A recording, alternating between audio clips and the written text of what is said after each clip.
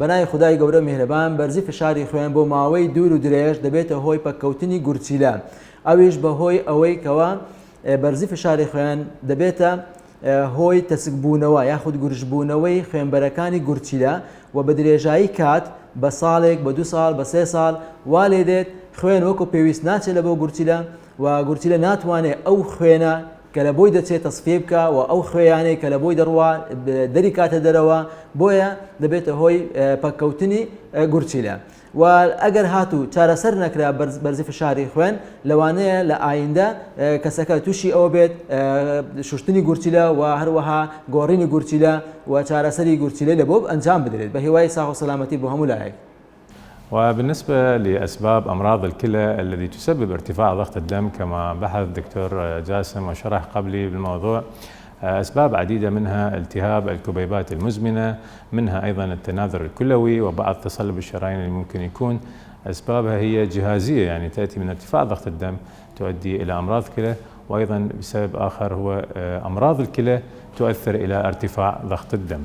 وهذه الأمراض التي تحدث بالكلى أغلبها تكون أمراض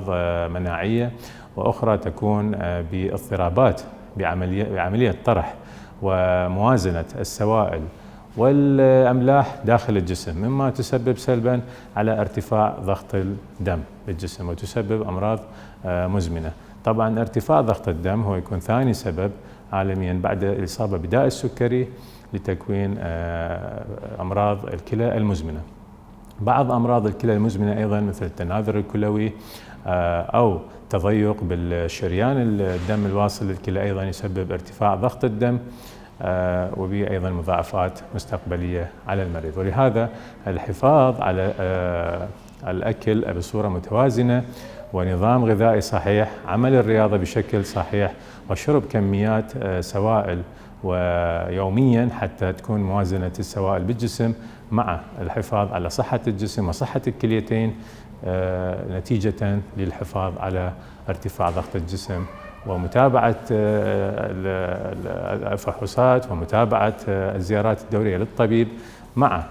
الالتزام بالعلاجات الخاصة للمريض حتى نكون بأفضل نتيجة لصحة الكليتين وصحة الجسم بصورة مستمرة. وشكرا جزيلا.